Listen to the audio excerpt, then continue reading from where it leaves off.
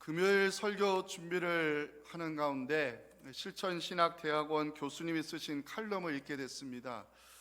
교수님께서 독일에서 유학할 때 교회사 시험을 보게 되었는데 3시간 동안 한 가지 주제로 논술하는 시험이었습니다. 시험지를 받았는데 거기에는 단어 하나가 적혀 있었습니다. 리포메이션. 교회사 시험의 주제는 개혁이었습니다. 다른 설명도 없이 오직 한 단어, 개혁이라는 단어를 보면서 교수님은 넓은 의미에서 중시대 시대에 일어난 이 종교 개혁을 시작으로 지금 시대에 필요한 개혁 운동에 대해서 논술하셨다는 글을 읽게 되었습니다. 종교 개혁은 1517년 10월 31일 마틴 루터가 교황을 중심으로 돌아가는 서유럽 정치와 서방 교회의 면죄부 판매, 연옥에 대한 교회의 주장, 그리고 공로 사상을 비판한 내용의 97개조 반박문을 비텐베르크 대학 정문에 붙이면서 본격적으로 시작이 됐습니다. 종교개혁은 부패한 교황 제도를 고집하는 서방 교회와 교회를 새롭게 개혁하고자 일어난 운동으로 역사가들은 종교개혁을 중세 시대가 끝나고 근세 시대의 문을 연 사건으로 평가하고 있습니다. 당시 유럽은 하나의 거대한 기독교 공동체였습니다. 서방교회는 로마 제국의 영광을 계승하고 있었고요. 언어가 다르고 민족이 다르고 문화가 달랐지만 유럽은 서방교회를 중심으로 기독교라는 하나의 거대한 종교 울타리로 통일되어 있었습니다. 이것을 가능하게 한 것이 로마 언어인 라틴어로 교회가 운영되고 있었기 때문입니다. 마틴 루터가 종교개혁 깃발을 들게 된 계기, 라틴어 성경 때문입니다. 카톨릭 교회는 라틴어로 된 성경만 보도록 하였고 자국어로 성경을 번역하는 일을 철저히 금지시켰습니다. 만약 이를 어길 경우에는 이단으로 몰아서 사형에 처하도록 법률로 규정했습니다. 이 때문에 일반 성도들이 자국어로 된 성경을 읽을 수가 없었고요. 언어 장벽 때문에 하나님의 말씀을 알 수 있는 길이 막혀 있었습니다. 이 벽을 허물기 위해 마틴 루터가 구약과 신약 성경을 독일어로 번역해서 누구나 성경을 읽도록 했고, 구텐베르크가 발명한 인쇄기의 도움으로 종교 개혁은 성경 복음이라는 물줄기를 타고 급속하게 퍼져갈 수 있었습니다. 종교 개혁가들이 외친 신학 사상 5가지 솔라로 요약할 수 있습니다. 솔라 스크립투라, 오직 성경. 솔로스 크리스투스, 오직 그리스도. 솔라 그라티아, 오직 은혜. 솔라 피데, 오직 믿음. 그리고 마지막이 솔리데오 글로리아, 오직 하나님께 영광을 외친 종교 개혁가들의 수고와 헌신으로 지금의 프로테스탄트 개신교가 태동되게 된 것입니다. 종교 개혁가들이 외친 5가지 솔라 가운데 가장 먼저 나오는 것이 솔라 스크립투라, 오직 성경입니다. 종교개혁은 성경의 권위보다 높은 것이 없음을 고백하며 말씀으로 돌아가자는 본질의 운동이었고, 이것을 신학자들은 아드 폰테스라고 이야기합니다. 마틴 루터보다 100년 앞서 활동했던 얀 후스, 말씀의 근본으로 돌아가자는 이 아드 폰테스를 외쳤던 얀 후스가 성경의 말씀 가운데 가장 사랑했던 말씀은 요한복음 8장 32절이었습니다. 진리를 알지니 진리가 너희를 자유롭게 하리라. 아멘. 오늘은 507주년을 맞이하는 종교개혁주일로 아까 말씀드렸지만 오후 2시에 광화문에서 의미 있는 집회가 열리게 됩니다. 하나님의 창조 질서를 파괴하고 성경적 가치관을 무너뜨리려는 동성애자들의 결혼 합법화, 포괄적 차별금지법 제정을 막기 위한 한국 기독교 연합예배와 기도집회가 오늘 열리게 됩니다. 종교개혁 정신을 한국교회가 이어받아 하나님의 창조 질서를 보존하고 성경적 가치관을 지켜내어서 정말 자랑스러운 이 나라와 민족을 우리 자녀들에게 유산으로 물려주기 위해서는 성도들이 깨어서 하나님 앞에 기도의 힘을 모아야 됩니다. 오늘 온라인으로 참여할 수 있기 때문에 성도님들의 적극적인 동참을 부탁드립니다. 오늘 종교개혁주일을 맞이해서 함께 살펴보게 될 느헤미야 8장은요, 수문앞 광장으로 이스라엘 자손이 모여드는 장면으로 시작을 합니다. 8장 1절 보시면 이스라엘 자손이 일곱째 달에 이르러 모든 백성이 일제히 수문학 광장에 모여서 학사 에스라에게 여호와께서 이스라엘에게 명령하신 모세의 율법책을 가져오기를 청했습니다. 학사 에스라에게 이스라엘 자손이 모여든 이유, 하나님의 말씀을 듣기 위함이었습니다. 에스라가 새벽부터 정오까지 말씀을 읽어주었을 때 바벨론에서 돌아온 이스라엘 자손들은 율법책에 귀를 기울였다고 3절은 보여주고 있습니다. 함께 읽어볼까요? 수문학 광장에서 새벽부터 정오까지 모든 사람 앞에서 읽음에 뭇 백성이 그 율법책에 귀를 기울였습니다. 오늘 보면은 수문학 광장에 모여들었던 회중의 지도자들이요, 그 이튿날 다시 에스라에게 달려가는 장면으로 오늘 본문이 시작됩니다. 13절, 그 이튿날 뭇 백성의 족장들, 제사장들, 레위 사람들이 율법의 말씀을 밝히 알고자 하여 학사 에스라에게 모여들었습니다. 이스라엘의 지도자들 왜 다시 모여들었을까? 우리가 속한 기독교를 역사가들은요, 프로테스탄트 그리고 개신교라고 부릅니다. 개신교, 고칠 게 새롭게 할 신이 합쳐진 단어인데요, 종교개혁 정신을 이어가는 것이 한국 교회의 전통이라 말할 수 있습니다. 오늘 종교개혁 주일을 맞이해서 우리가 고쳐야 될 것, 새롭게 해야 될 것이 무엇인지 말씀을 살펴보며 함께 은혜를 나누겠습니다. 첫째 메시지 같이 한번 읽겠습니다. 시작. 개혁신앙을 가진 사람은 말씀을 밝히 알고자 하는 열심을 가져야 합니다. 자, 이제 여러분들 1절 한번 봐주세요. 이스라엘 자손이 일곱째 달에 이르러 모든 백성 일제히 수문학 광장에 모이는 사건이 기록이 되어 있는데요, 성경 기자가 이 사건을 기록할 때 일곱째 달에 이르러 이것을 기록하고 있어요. 일곱째 달, 숫자로는 7월이지만 이스라엘 종교력에서는 매우 중요한 달입니다. 일곱째 달은 유대 종교력에서 티스리월에 해당되고요, 지금의 이스라엘 사람들에게는 새해가 시작하는 7월이 바로 그들에게는 1월입니다.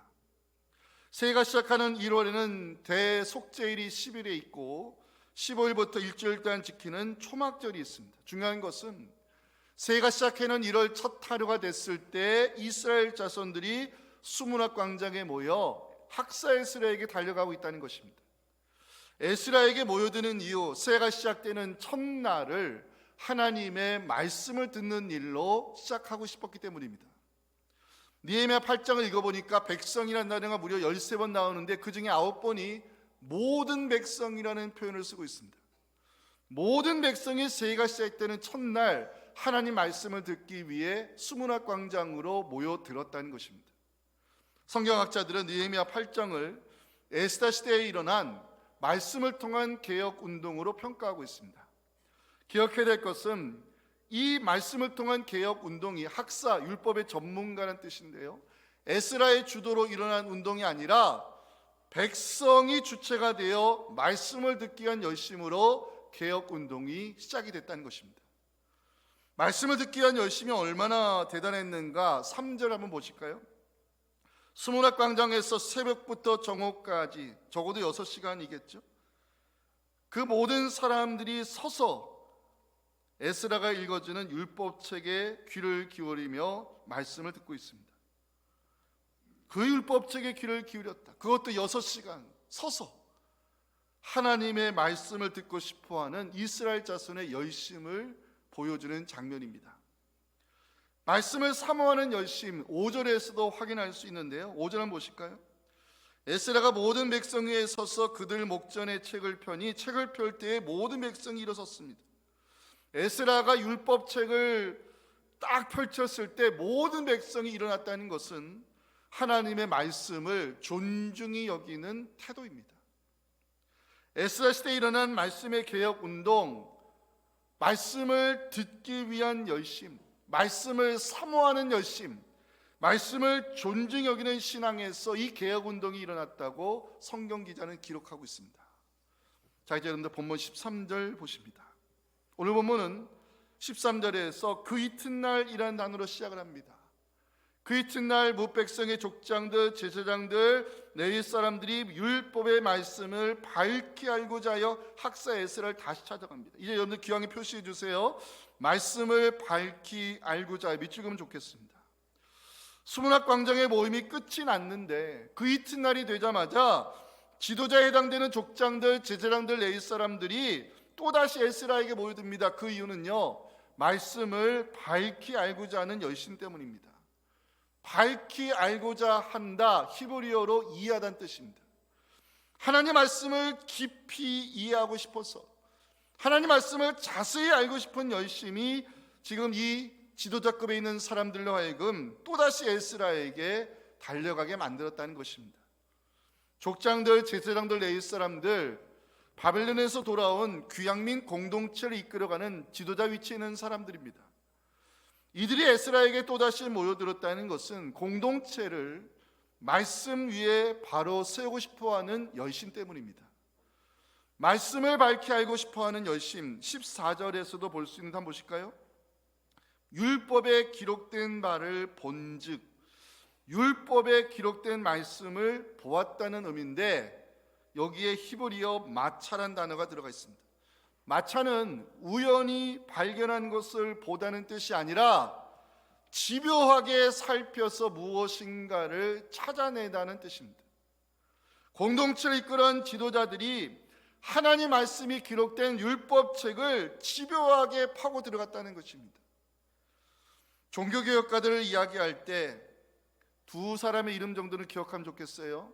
쯔리히에서 활동했던 쯔빙글리, 그리고 스위스 제네바에서 목회했던 칼빙, 이 정도 이름은 기억하실 필요가 있는데, 쯔빙기와 칼빙에게서부터 전해져 오는 그 신앙의 유산을 우리는 개혁교회, 장로교회 전통이라 부릅니다. 우리는 장로교회 교인들이잖아요. 그렇기 때문에 이 장로교회 전통을 만든 사람들이 있는데 바로 쯔빙글리와 칼빙입니다.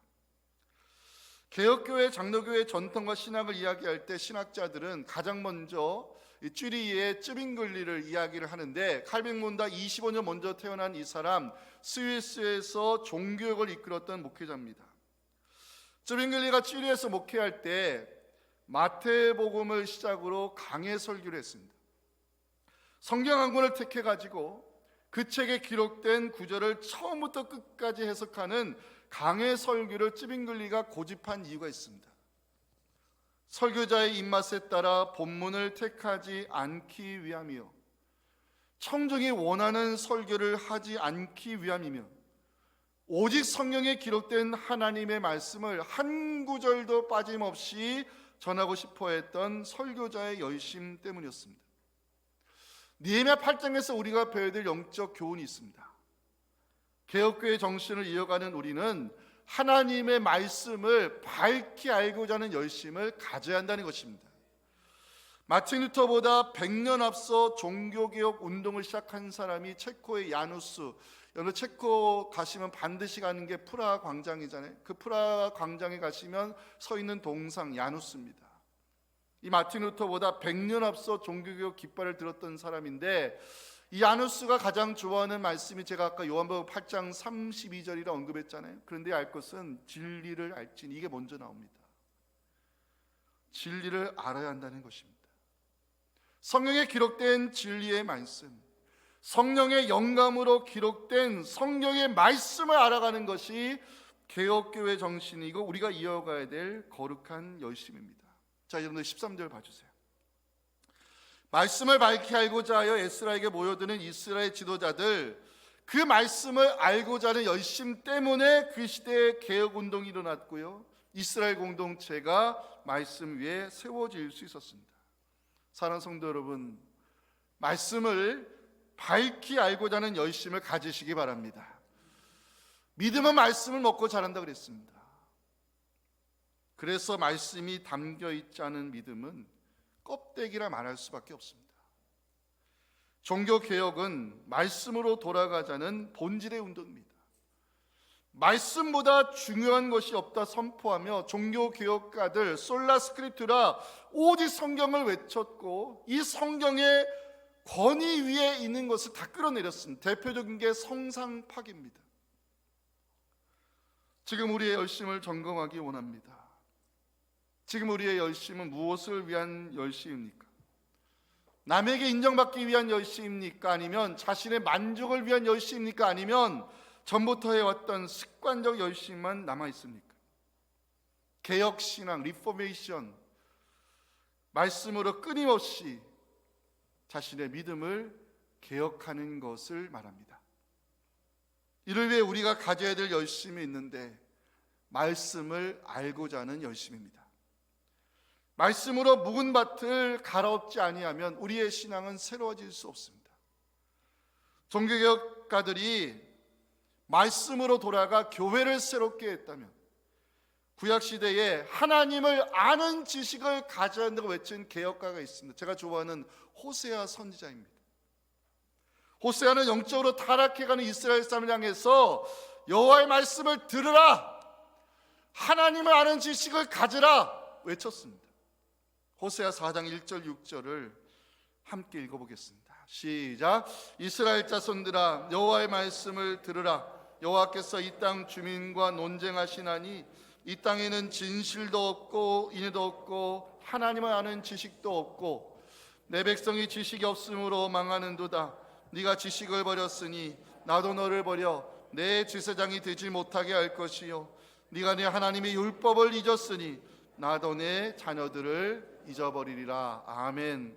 개혁교회 정신을 이어가는 우리, 말씀을 밝히 알고자 하는 열심으로 돌아가 교회를 진리의 말씀 위에 바로 세우고 우리의 신앙을 말씀으로 개혁해서 한나라의 역사를 만들어가는 우리 모두가 될 수 있기를 주님의 이름으로 축원합니다. 자, 마지막 메시지입니다. 함께 읽어봅니다. 시작. 깨달음의 은혜보다 중요한 것은 말씀으로 때 얻는 기쁨입니다. 느헤미야 8장은요, 이처럼 말씀을 듣기 위한 이스라엘 자손들의 모습을 보여주는데 여기에 문제가 있었습니다. 뭐냐? 에스라가 읽어주는 율법의 말씀은요, 히브리어로 기록이 되어 있었어요. 율법책에 기록된 말씀을 듣기 위해 수문학 광장에 모인 귀향민들은 바벨론의 포로로 끌려갔거나 거기서 태어난 후손들입니다. 바벨론에서 수십 년의 세월을 살았고요, 바벨론의 문화, 전통, 언어에 익숙한 사람들이기 때문에 이들은 성경의 언어 히브리어를 잘 알지 못했습니다. 이를 돕기에 나선 사람들이 있었는데 13명의 레위인들입니다. 느헤미야 8장 7절 보면 레위 사람들은 백성이 제자리에 서 있는 동안 그들에게 율법을 깨닫게 하였다. 깨닫게 하였다는 것은 에스라가 읽어주는 율법의 말씀을 귀향민들이 알아들을 수 있도록 통역해 주었다는 의미입니다. 포로에서 돌아온 유다 자손들 대부분 성경의 언어 히브리어를 잊어버렸고요, 주로 아람어를 사용했기 때문에 에스라가 읽어주는 율법의 말씀을 이해하지 못했습니다. 레위 사람들이 아람어로 통역해서 그 말씀을 깨닫게 하였을 때 이스라엘 자손들 그 깨달음의 은혜를 통해서 다 울어버렸다고 9절과 10절은 기록하고 있습니다. 여러분들이 한번 읽어주면 좋겠습니다. 시작.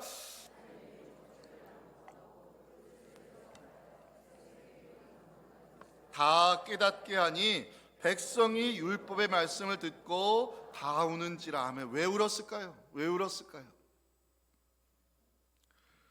하나님의 임재가 있는 성전이 왜 불에 탔는지 알았기 때문입니다. 거룩한 도성 예루살렘이 왜 이방인들에게 짓밟혔는지 알았기 때문입니다. 선민으로 택함받은 유다 자손이 왜 그 먼 이방으로 끌려가야 했는지 알았기 때문입니다. 영원할 것 같은 바벨론 제국이 왜 하루아침에 무너지게 됐는지, 이 바사의 왕 고레스가 왜 자신들을 예루살렘으로 돌아갈 수 있는 자유를 주었는지, 어떻게 무너진 성전과 성벽이 재건될 수 있었는지 말씀을 통해 깨닫게 됐을 때 귀향민들은 다 울었습니다. 자, 이제 여러분들 7절 마지막 봐주세요. 깨닫게 하였는데 8절 마지막 깨닫게 하니 9절 우는지라. 이스라엘 자손이 흘린 눈물은요, 깨달음의 은혜가 임했기 때문입니다. 우리가 신앙생활하면서 특히 예배 드릴 때 받은 은혜 중에 하나가 말씀의 깨달음이거든요. 그 말씀을 통한 깨달음이 오면 성도들은 은혜 받았다라고 이야기를 하십니다. 제가 예배를 마치고 성도님들을 악수를 하는데, 목사님 오늘 설교에 말씀에 은혜 받았습니다 인사하신 분들을 정말 가끔 만날 때가 있는데 말씀의 은혜는요, 제가 드리는 게 아니라 말씀 가운데 역사하시는 성령님이 주시는 깨달음이 바로 우리가 받는 은혜입니다. 목회자는 말씀을 해석하고 그 의미를 전달해서 성도님들이 말씀 속에 담긴 하나님의 뜻을 깨달을 수 있도록, 그 말씀 속에 울량한 메시지를 깨달을 수 있도록 도와주는 말씀의 사역자가 바로 목회자의 역할이거든요. 여러분 기억할 것이 있는데 깨달음의 은혜보다 더 중요한 것이 있다는 것입니다. 이제 14절 보십니다. 율법의 말씀을 밝히 알고자 에스라에게 달려간 이스라엘 지도자들은 그 말씀 속에서 초막절 규례를 발견하게 됩니다. 이스라엘 자손은 일곱째 달 절기에 초막에서 거할지니라, 이 말씀을 발견했어요. 이 초막절에 대한 규정을 율법의 말씀을 통해 발견하자마자 이스라엘 지도자들은 공포하기 시작합니다. 그게 15절이거든요.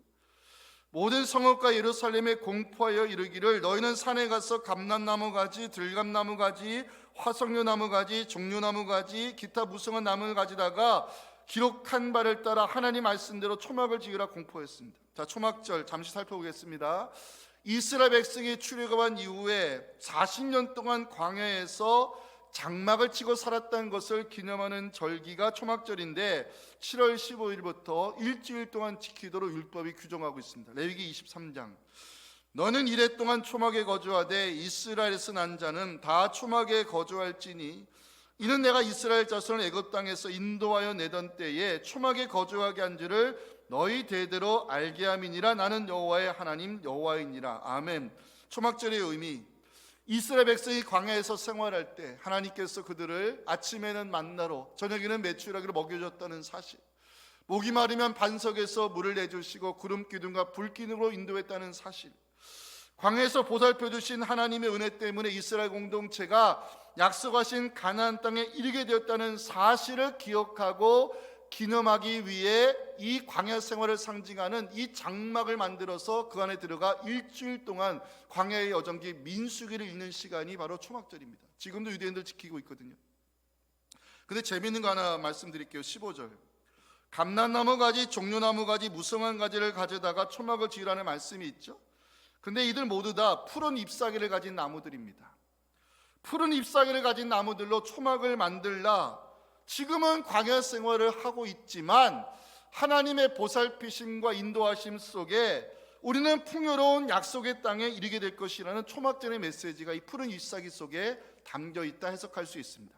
자, 중요한 것, 이스라엘 자손이 율법의 말씀대로 나뭇가지를 가져다가 초막을 짓게 됐을 때 기쁨을 누리게 되었다는 사실입니다. 오늘 설교의 결론이 16절 17절인데 같이 한번 읽겠습니다. 시작. 백성이 이에 나가서 나뭇가지를 가져다가 혹은 지붕 위에 혹은 뜰 안에 혹은 하나님의 전뜰에 혹은 숨은 광장에 혹은 에브라임 문 광장에 초막을 짓되 사로잡혔다가 돌아온 회중이 다 초막을 짓고 그 안에서 거하니 눈의 아들 여호수아 때로부터 그날까지 이스라엘 자손이 이같이 행한 일이 없었으므로 이에 크게 기뻐했다 그랬습니다. 제가 이 말씀을 묵상하면서 은혜를 받았어요. 그리고 메시지를 깨달았어요. 깨달음의 은혜보다 중요한 것이 말씀대로 행할 때 얻는 기쁨이라는 것입니다. 깨달음의 은혜 중요하죠. 말씀을 밝히 알고자 하는 열심을 가지고 말씀을 읽고 묵상하며 영적 지도자의 가르침 속에 말씀의 뜻을 깨닫는 은혜 중요합니다. 그런데 그보다 더 중요한 것이 있습니다. 깨달음의 은혜에서 멈추면 안 된다는 것입니다. 깨달음의 은혜에서 우리는 말씀을 행하는 자리로 나아가라고 성경이 우리에게 강조하고 있습니다. 깨달음의 은혜보다 중요한 것은 말씀을 행할 때 얻게 되는 기쁨과 감격입니다. 그래서 여러분들 17절에 두 단어 표시해 주세요. 행한 일 그리고 기뻐하며. 오늘 본문은 이스라엘 자손이 말씀대로 행했을 때 기쁨을 누렸다는 기록으로 마무리되고 있어요. 그런데 이게 끝이 아니에요. 깨달음의 은혜에서 멈추지 않고 이스라엘 자손들 초막절 규례대로 말씀대로 행하는 자리까지 나아갔죠. 말씀대로 행했더니 기쁨이 찾아왔습니다. 그 기쁨을 가지고요 회개의 자리로 나아가 하나님과의 관계를 회복하는 이스라엘 자손의 모습이 느헤미야 9장 1절부터 기록이 되어 있습니다. 자, 그달 바로 아까 말씀드렸던 새해 첫 달, 그리고 이들이 초막격 규례를 지키고 스무나흘 날에 이스라엘 자손이 다 모였습니다. 금식을 선포했습니다. 굵은 베옷을 입었습니다. 그리고 선언합니다. 모든 이방 사람들과 절교하니라. 그리고 자기의 죄와 조상들의 허물을 자복했습니다. 이날에 나 4분의 1은 제자리에 서서 하나님 말씀을 낭독하며 일했고 나 4분의 1은 죄를 자복하며 하나님과의 관계를 회복했습니다. 놀라운 것은 이것이 끝이 아니었다는 것입니다.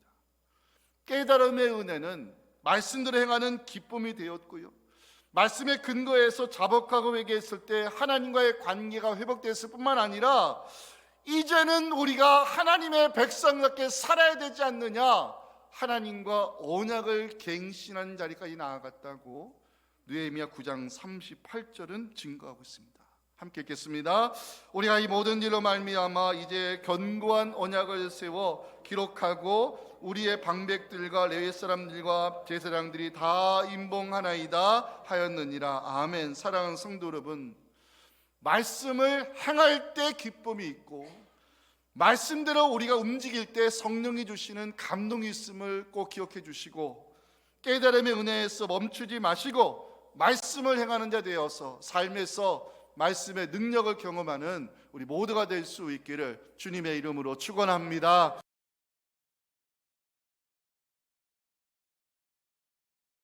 이제는 진리요 소망이신 우리 구주 예수님의 은혜와 지금도 말씀으로 우리의 믿음을 새롭게 역사해 가시는 아버지 하나님의 크신 사랑과 성령의 감동하심이 오늘 주신 이 말씀을 가지고 지금 나의 열심은 무엇을 위한 열심인지를 돌아보고 하나님의 말씀을 알고자 하는 열심, 하나님의 말씀을 듣고자 하는 열심, 그리고 그 말씀대로 살고자 하는 열심을 가지고 이 시대에 개혁운동을 만들어 하나님의 귀한 교회를 말씀에 바로 세우고 우리의 가정을 말씀에 세우고 이 귀한 말씀 신앙을 자녀들에게 유산으로 물려주기 원하는 우리 사랑하는 성도들의 이 간절한 부르짖음과 차세대 비전마을 새생명 축제 현장과 오늘 모이게 될 한국교회 예배와 기도 모임 현장 위에 지금부터 영원토록 함께 하시기를 간절히 축원하옵나이다. 아멘.